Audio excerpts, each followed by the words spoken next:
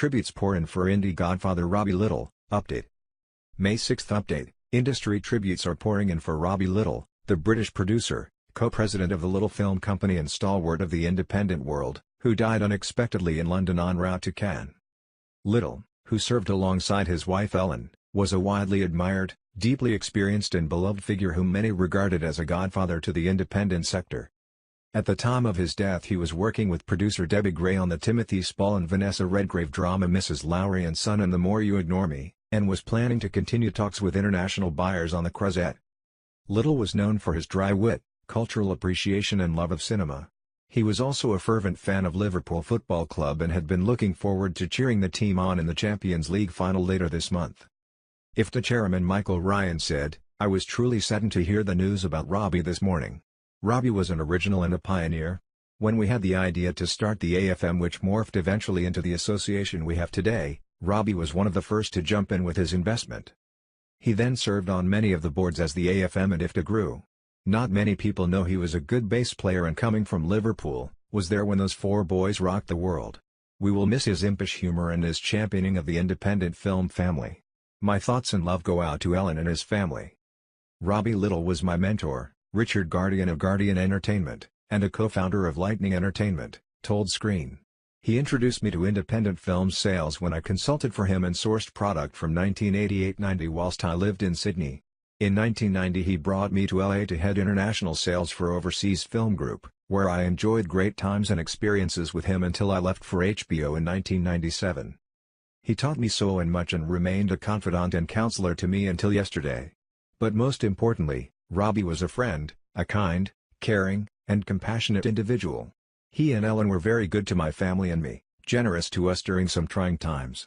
As many know, he and Ellen loved animals, especially dogs, and together have done much for man's best friend.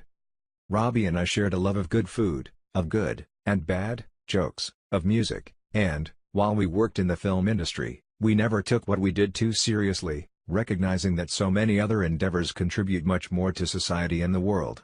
And we bonded as passionate supporters of Liverpool FC. Robbie, you'll never walk alone. On May 26 I want the Redmen to win it for you. I'll miss you mate." He literally changed my life when I first came to LA in 1991, publicity maven Nicky Parker told Screen. "It was his idea that I start a company. He became my first client, providing me with an office and a computer. But for him, I wouldn't have had the courage to start Den Mead Marketing, which was acquired by Rogers & Cowan 13 years later. It saddens me so deeply that one of the genuinely nice guys in the indie business has departed. He was passionate about his work, but he was also passionate about helping others. So many people have been touched by him. And not forgetting his love of animals.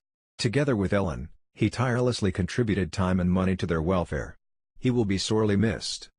Jean Pruitt, president and CEO of IFTA, said, "Robbie was one of the small group of far-sighted sales agents who created IFTA and launched the AFM in 1908 and he remained a valued and outspoken member of our community.